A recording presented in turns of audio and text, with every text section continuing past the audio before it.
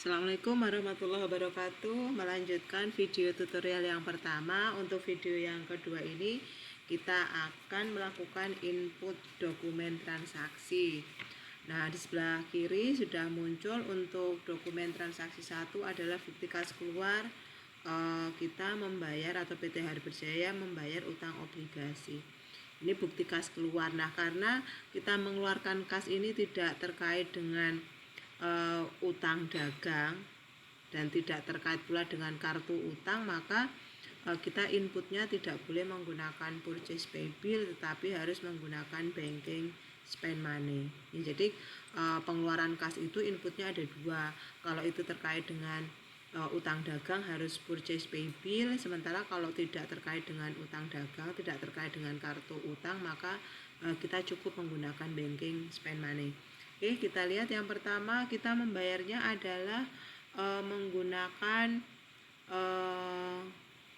uang di bank ya, cash in bank, karena di kebijakan akuntansi di soal ini disebutkan untuk pengeluaran di atas 1 juta menggunakan cek. Sehingga di sini pay from account-nya kita gantikan dulu ke cash in bank this account. Kemudian untuk check win number-nya kita bisa inputkan nomor bukti. Berikutnya tanggalnya kita input, di sini adalah tanggal 1 Desember 2014. Jumlah uang yang kita bayarkan adalah 53 juta. Nah, keterangannya kita bisa tulis di situ pelunasan utang obligasi. Perhatikan kita menggunakan modul banking spend money, jadi otomatis nanti akun kasnya, dalam hal ini cash in banknya adalah otomatis ada di sebelah kredit, sehingga akun-akun yang di bagian bawah ini otomatis ada di sebelah debit. Nah, kita lihat kita membayar 53 juta itu adalah untuk melunasi hutang obligasi. Maka kita lihat di neraca saldo kita. Kita lihat di sini utang obligasi atau ini bond payable. Kita lihat di sini bond payable kita adalah 50 juta. Nah, ini kita lunasi. Bond payable ada di sebelah kredit. Nah, dilunasi berarti kita taruh di sebelah debit. Di sini enggak ada debit kredit nih, otomatis ini debit. 2 yaitu bond payable. Kemudian utangnya adalah 50 juta. Nah, kemudian kalau bond payable-nya kita lunasi, maka diskon on bond-nya juga harus kita tutup. Nah, berarti akun yang kedua yang terkait adalah diskon on bond. Nah, untuk diskon on bond, perhatikan di neraca saldo berada di kolom debit, sehingga kalau ditutup berarti harus kita taruh di sebelah kredit. Nah, penulisannya tadi saya sampaikan cash in bank di sini karena kita menggunakan banking spend money, maka cash in bank ini otomatis nanti jurnalnya adalah berbunyi secara cash in banknya ada di sebelah kredit.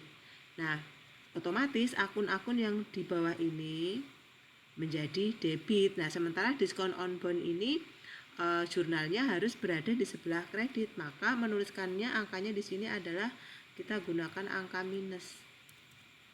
Nah, kemudian sisanya ini masih ada sisa ini berarti adalah beban bunga.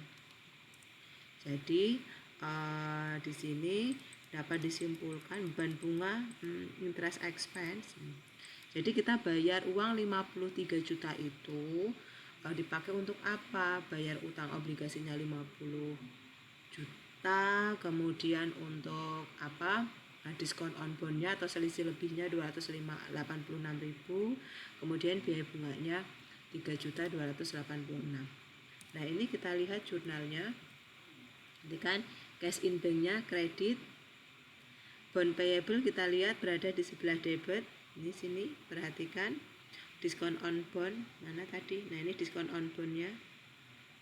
Nah, diskon on bondnya debit, kita kredit maka hilang. Bond payable di neraca saldo kredit, di sini kita debit maka hilang. Nah, jadi di bukti transaksi nomor 1 ini kita melunasi utang obligasi beserta dengan diskonnya. Oke, rekod. Jadi setiap kali kita melakukan input transaksi, pastikan kita cek dulu kebenaran saldonya. Oke, kita masuk ke bukti 2. Bukti yang kedua adalah pelunasan piutang.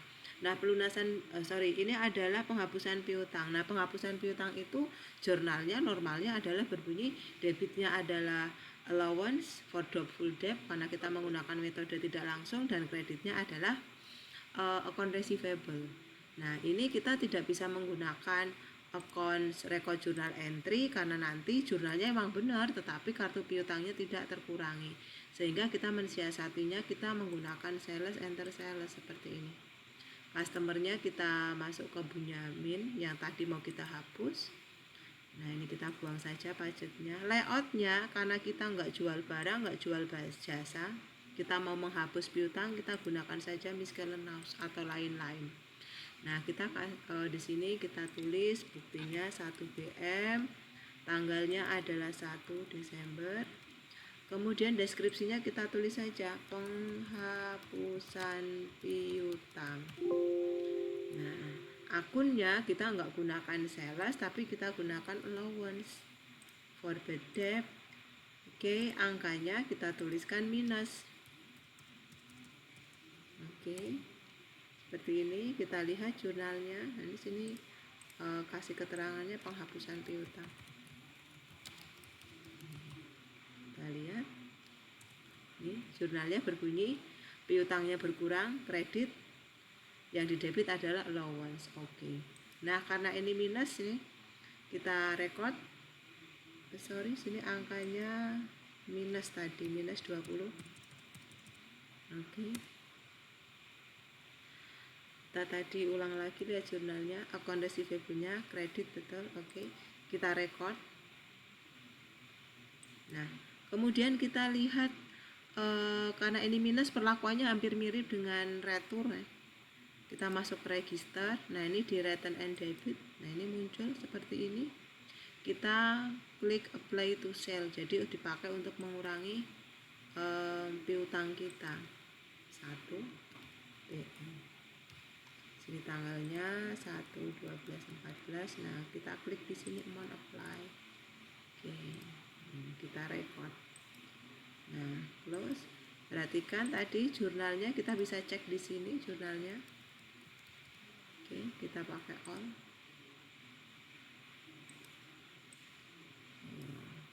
1/12/14. Oke, ini adalah jurnalnya penghapusan piutang. Nah, kita lihat ke chat file, seharusnya piutang kita ke Bunyamin hilang. Nah, betul, sudah hilang ya. Sehingga saldo piutang kita ke CV Bunyamin sudah habis. Oke, dokumen yang ketiga. Dokumen yang ketiga ini saya perbesar sedikit. Ini adalah pelunasan utang. Nah, ini karena pelunasan utang maka kita nggak menggunakan banking tapi kita gunakan purchase pay bill. Suppliernya adalah PT Universe. Nah, ini kita isikan di situ 2 BKK, tanggalnya tanggal 2. Jumlah yang kita bayarkan adalah 52.480. Jumlahnya adalah 52.480. Oke. Perhatikan di sini kita punya utangnya itu 53.800 tapi kita bayarnya cuma 52.480, berarti ada diskon. Nah, ini sebenarnya ada beberapa cara untuk mencatat transaksi ini, tetapi saya lebih suka menggunakan diskon tadi saya masukkan ke finance chart sehingga kolom diskon di sini saya hilangkan. Supaya apa? Diskon tadi tidak berpengaruh ke PPN, jadi tidak mempengaruhi VAT in, VAT out, dalam hal ini VAT in ya. Jadi karena memang aturannya PPN itu nggak ada hubungannya dengan diskon. Jadi kolom diskonnya saya hilangkan. Kemudian untuk amount apply kita ketikkan sejumlah nilai utang yang dibayar. Jadi bukan jumlah uang yang kita bayarkan tetapi jumlah utang yang dibayar dengan uang 52 juta tadi. Berarti 53.800. Oke, perhatikan di sini ada selisih minus. Selisih minus ini kita taruh di finance charge. Finance charge ini sebenarnya adalah denda. Denda tapi minus. Berarti bukan denda tapi diskon. Nah, kita lihat jurnalnya. Perhatikan di sini ada akun yang kosong. Akun yang kosong di sini harusnya tertulis adalah purchase discount. Nah, kita perbaiki dari sini. Set up link account ke purchase. Nah, tadi karena kita menggunakan finance charge. Nah, finance charge itu ada di sini di IP charges. Nah, pada IP charges ini akunnya kita isi dengan purchase discount. Oke. Nah, kita lihat lagi jurnalnya. Perhatikan ada purchase discount. Jadi ini perhatikan baris 3 dan 5. Baris 3 dan 5 ini kan saling menghilangkan. Jadi kalau diringkas ini jurnalnya hanya berbunyi cash in bank-nya kredit 52480. Purchase discount-nya 1320 dan utangnya berkurang sebanyak 53800. Oke. Record masuk ke dokumen 4. Pelunasan piutang. Oke, berarti kita gunakan sales receive payment. Customernya adalah dari toko abadi. Kita lihat samping sana 1 BKM. Tanggalnya tanggal 2 Desember. Sininya adalah pelunasan dari boleh pelunasan dari. Oke, jumlah uang kita terima 54.110. Meskipun piutangnya 55 juta lebih. Nah, ini seperti yang kasus purchase tadi, purchase diskon tadi, ini diskonnya saya hilangkan juga. Amount apply-nya saya ketik sebanyak nilai piutangnya. Ada selisihnya adalah 1 juta, saya taruh di finance charge, angkanya minus.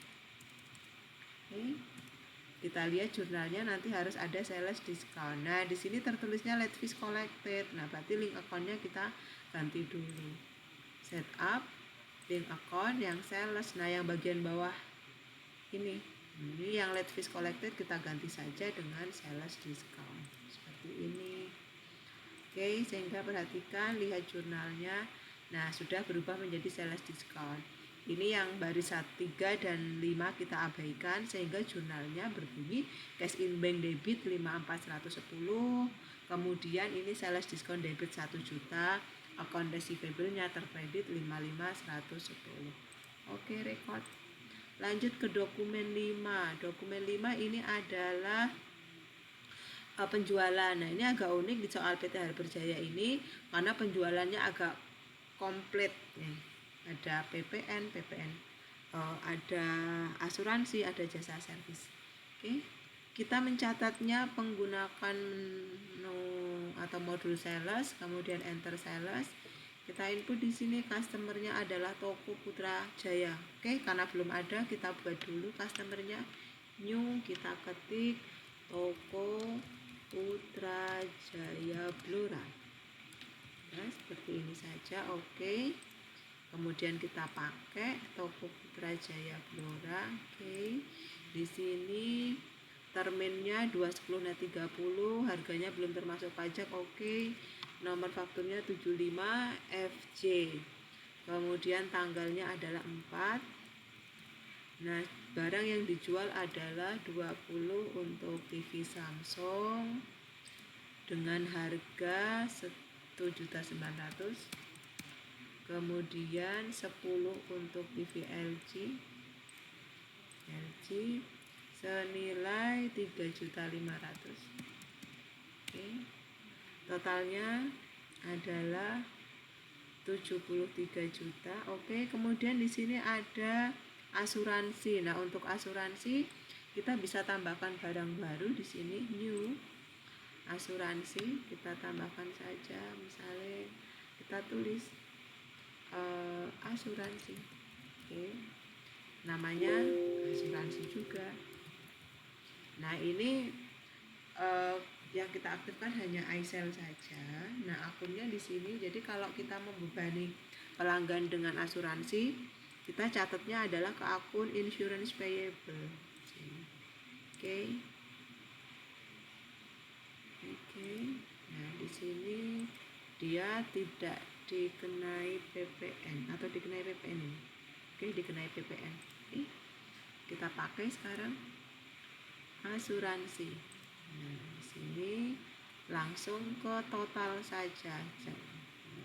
Kenapa saya langsung ke total? Karena di sini kolom shift-nya tidak ada. Jadi kalau saya ngisi kolom price, nanti kolom totalnya kosong, maka daripada kerja 2 kali, angkanya langsung kita taruh saja di sini di kolom total. Oke. 73164. Oke, sesudah asuransi ada lagi jasa servis. Nah, kita tambahkan lagi baru namanya servis. Boleh seperti ini, namanya adalah jasa servis. Ini juga karena jasa hanya iSell saja, akun yang dipakai otomatis adalah sales service. Oke, kita pakai di sini service. Nah, ini langsung juga sama ke kolom total sebesar 500.000. Oke, kita lihat, pastikan angkanya. Jasa servisnya 500.000, asuransinya 146. Cek ke bagian bawah PPN-nya 7364. Oke, 7364 udah sama. Totalnya 81010. Oke, good. Ctrl R, kita lihat saldonya. Kita lihat jurnalnya, maaf, seperti ini. Jadi kita punya piutang sebanyak 81010, itu terdiri dari atas nilai penjualan barangnya 73 juta, utang asuransi, kemudian ini adalah pendapatan jasa servis, dan VAT out-nya 7 juta sekian. Oke, record. Oke, lanjut ke dokumen 5. Dokumen 5 ini penjualan tapi kopnya Universe, berarti ini bagi kita Harbor adalah bukti transaksi pembelian. Purchase, enter purchase. Kita pilih suppliernya adalah Universe Electronic. Harganya belum termasuk pajak, maka teks inklusifnya saya buang. Terminnya adalah 3/10, kita ganti dulu di sini. In a given of day, diskon day 10, balance due days 30, diskon for early paymentnya 3%. Oke, kita masukkan ke sini. Nomor buktinya 12 AY. Tanggalnya adalah tanggal 5. Kemudian nama barangnya. Nah, ini layoutnya karena kita belinya adalah item, maka layoutnya bukan service tetapi kita ganti ke item. Oke. Pertama kita beli adalah 65 untuk Samsung, 65 Samsung, kemudian 10 untuk oke. 10 untuk LG. Nah, ini kita lihat dulu. Harganya Samsung 1.600.000. Kemudian untuk LG-nya 2.800.000. Nah, soal ini juga unik, yaitu ada PPNBM. Jadi di transaksi ini kita ada 2 pajak, PPNBM dan PPN.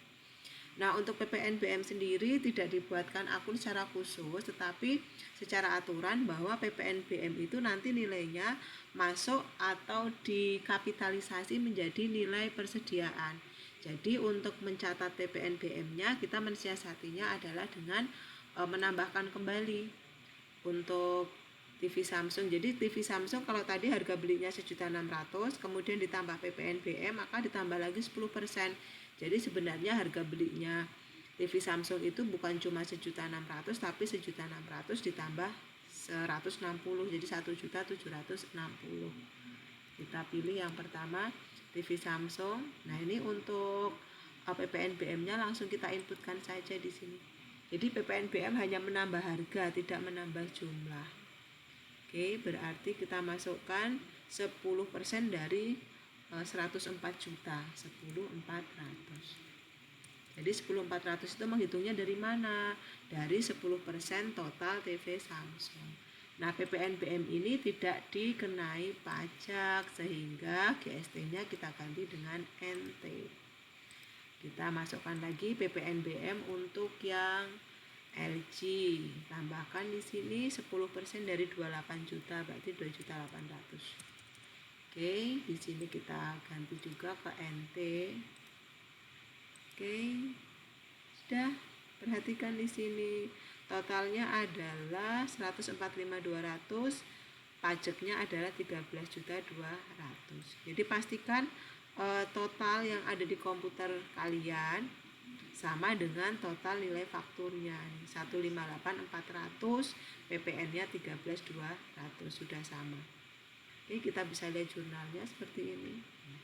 Utang kita terdiri dari utang atas pembelian barangnya, ini baris keempat dan baris 3 dan 4. Baris kelima adalah dari PPN masukannya. Oke, record.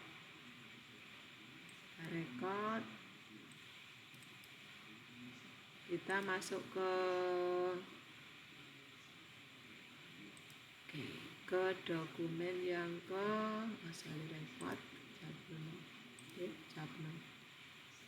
Transaksi yang ketujuh, bukti memorial. Bukti memorial ini adalah retur pembelian. Oke, retur pembelian kita mencatatnya pakai menu purchase, enter purchase, hanya nanti 2 langkah. Oke, kita input langkah yang pertama purchase, enter purchase. Suppliernya adalah Universe. Oke, terminnya nggak ada keterangan, nggak usah diganti, nggak apa-apa.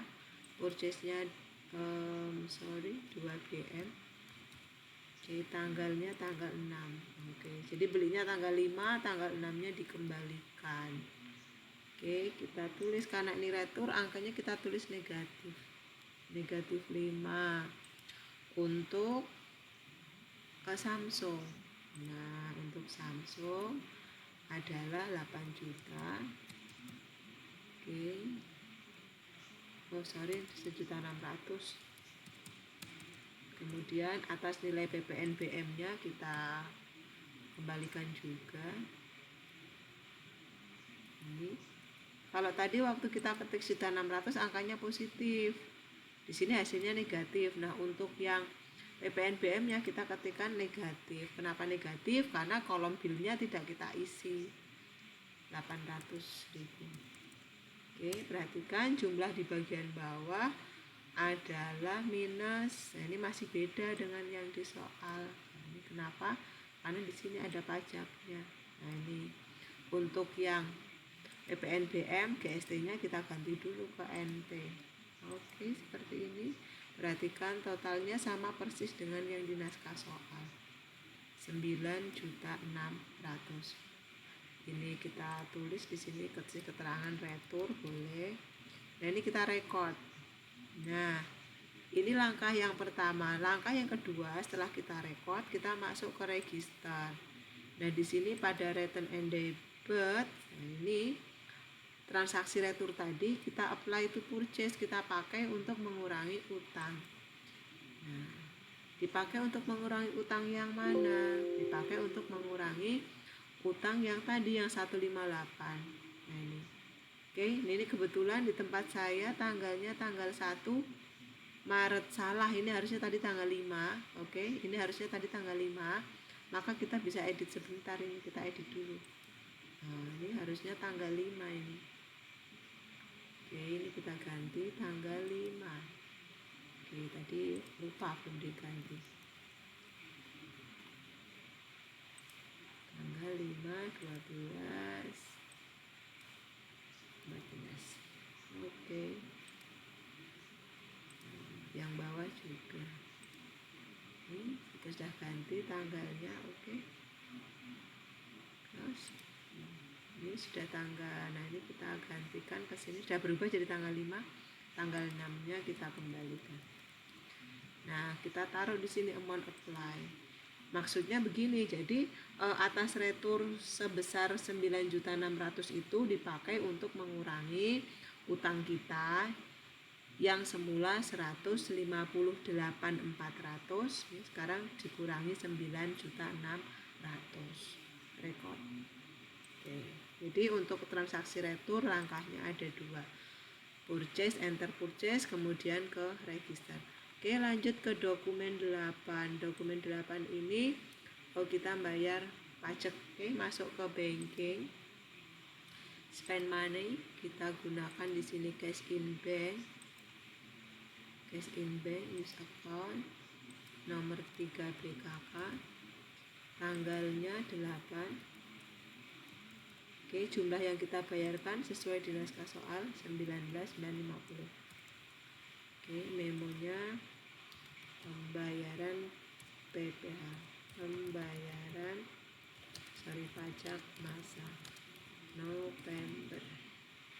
Akunnya yang pertama PPh final. PPh final berarti kita gunakan company income tax sebesar 4.500.000. Kemudian PPh pasal 21 itu adalah di income tax payable 5.200.000. Kemudian PPN luaran itu berarti VAT out. Nah, dikurangi sebanyak 28.600. Nah, jumlah yang harus dibayar ini dikurangi dengan PPN yang sudah kita pernah bayarkan, yaitu PPN masukan. Nih, jadi dari total itu yang harus kita bayarkan tinggal 19.250. Ini jurnalnya, kita lihat. Kita hanya perlu membayar prepaid income tax, salah, ini bukan prepaid income tax tetapi VAT in tadi. Oke, salah klik. Oke, kita lihat jurnalnya. Ini cash in bank berkurangnya sekian. Dipakai untuk apa? 19.500.000 itu pakai bayar PPh finalnya 4,5, utang PPh karyawannya 5.200.000, VAT out-nya 28.600 dan dikurangi dengan VAT in yang sudah pernah kita bayarkan lewat supplier. Oke, record. Sekarang ke transaksi 9. Popnya Harbor, tulisannya faktur penjualan. Oke, berarti ini transaksi penjualan secara kredit. Sales, enter sales. Kita ke customernya toko abadi. Kemudian terminnya sudah, invoice-nya 76FJ. Tanggalnya tanggal 10. Kita jual ada 20 Samsung. Harganya 1.900.000. Kemudian 20 LG, harganya 3.500.000. Kemudian ada asuransi sebanyak nilainya 216. Totalnya adalah 119.037. Oke, kita lihat jurnalnya. Oke, piutang. Oke, record. Lanjut ke dokumen 10. Bukti kas keluar. Ini untuk membeli perlengkapan kantor. Oke, bukti kas keluar karena nggak ada kaitannya dengan utang dagang, dengan kartu utang, maka kita gunakan banking spend money. Di sini kita gunakan cash in bank. Nomor buktinya 4, BKK. Tanggalnya tanggal 11.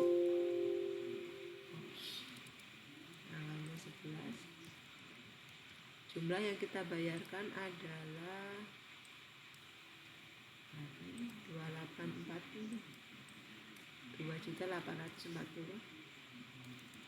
Nah, keterangannya untuk pembelian perlengkapan kantor. Jadi kita gunakan akunnya adalah office supplies. Oke, jurnalnya berbunyi office supplies debit, kreditnya adalah cash in bank. Oke, record. Dokumen 11 ini bukti kas masuk, penerimaan piutang ada denda. Oke, penerimaan piutang ada denda. Penerimaan piutang berarti harus dari sales receive payment. Customernya adalah Toko Sejahtera. Oke, Toko Sejahtera. ID-nya 2 BKM. Tanggalnya tanggal 11, 12, 14. Nah, jumlah yang kita terima itu 84.604.872. Padahal nilai utangnya Toko Sejahtera ke kita itu cuma 83 juta. Berarti ada charge-nya, ada denda keterlambatan. Oke, Oke, nah di sini amount apply-nya kita tulis sebesar nilai piutangnya. Nilai piutangnya yaitu 83. Nah, ini kita taruh di sini sehingga ada selisih. Selisihnya ini kita taruh di finance charge. Sehingga nanti kita lihat jurnalnya. Nah, di sini harusnya akunnya adalah late fees collected atau denda keterlambatan. Tapi di sini masih sales discount. Nah, kita ganti ke sini. Tadi kita pakai untuk mensiasati ya. Nah, kita ganti lagi. Kita kembalikan ke late fees collected. Seperti ini. Oke. Nah, perhatikan, kita lihat lagi jurnalnya. Oke. Abaikan baris 3 dan 5. Jadi di sini cash in bank 84.600.000, kreditnya account receivable 83.700 dan pendapatan denda keterlambatan 837.000. Oke, record. Dokumen 12. Dokumen 12 ini pembayaran utang. Oke, pembayaran utang kita gunakan modul purchase pay bill. Suppliernya adalah PT Universe. Oke, kita lihat di sini nomor ceknya 5 BKK, tanggalnya 12, jumlah yang kita bayarkan 145.580. Nah, ini padahal utangnya cuma 148. Oke, kita seperti biasa kolom diskonnya kita siasati, kita hilangkan. Amount apply-nya kita ketik sebesar nilai utang kita. Oke, ada selisih min. Nah, selisih ini kita taruh di finance charge minus 3.220. Ntar ada salah ketik ini kelihatannya. 145.580 ini 149.300. Ini jumlahnya di sini harusnya 149.300. Ini kalau sesuai di soal, tetapi di kita ternyata 148.800. Ini berarti ada kekeliruan. Ini kita cancel dulu. Kita lihat di transaction jurnalnya pada saat purchase. Purchase tanggal 5. Kita lihat tanggal 5. Oke, tanggal 5 kita lihat saldonya berapa? Oh, 148.800. Ini berarti keliru, seharusnya tidak 148.800. Kita lihat ke dokumennya. Tadi kita sampai di dokumen 12 ya. Kita lihat di soalnya itu tanggal 5. Oke. Tanggal 5 itu 158.900. Kita lihat di sini. Oh, tadi ada ongkirnya belum kita masukkan. Oke, 500.000. Nah, tadi kelupaan ongkirnya belum masuk. Oke. Nah, kita lihat lagi sekarang ke purchase pay bill. Tadi ada keliru, ternyata ongkos kirimnya belum kita masukkan. Oke. Kita lihat sudah sama 149. Oh, ada 50.000. Oke, masih keliru lagi. Tadi harusnya untuk, maaf, lupa ini. Di freight-nya itu tidak dikenai pajak ya. Makanya ada selisih 50.000. Oke, kita ganti dulu ke NT. This tax code. Nah, jumlahnya 149.300. Oke. Jawab no di sini. Nah, kita masuk ke purchase pay bill. Di sini adalah Universe Electronic. Check win number-nya adalah tanggal 12. Nomornya adalah 5 BKK. Tanggalnya 12. Jumlah uang yang kita bayarkan 145.580. Diskonnya kita hilangkan, amount apply-nya kita ketik 149.300. Oke, sehingga ada diskonnya minus 370. Diskon kita taruh di finance charge. Oke, sehingga di sini muncul purchase diskon. Abaikan baris 3 dan 5. Oke, record. Lanjut ke dokumen 13. Ini pelunasan piutang karyawan, kita gunakan banking, receive money. Oke, di sini kita gunakan cash in bank. Nomornya adalah 3 BKM. Tanggalnya 13. Oke, jumlah kita terima adalah 3.500.000. Ini penerimaan pelunasan piutang karyawan atas nama Fabian. Nah, di sini berarti akunnya adalah employee receivable. Sehingga nanti akunnya berbunyi debit cash in bank, kreditnya employee receivable. Dan ya, cash in bank debit, kreditnya employee receivable. Oke, record. Lanjut ke dokumen berikutnya, dokumen 13.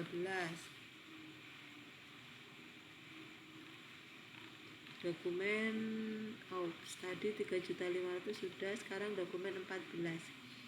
Dokumen 14 adalah dokumen kalian pembelian. Oke, kita masuk ke modul purchase, enter purchase, suppliernya adalah Universe. Oke, terminnya adalah kita ganti in a given off day, diskon day 10, balance due days 30, diskon for paymentnya 3%. Nomor buktinya adalah 19 AY, tanggalnya adalah 16 Desember. Kemudian yang kita terima adalah 20 untuk Samsung dengan harga 1.700.000. Kemudian 30 untuk LG. 30 untuk LG harganya 2.900.000. Nah, kemudian kita tambahkan untuk PPNBM Samsung.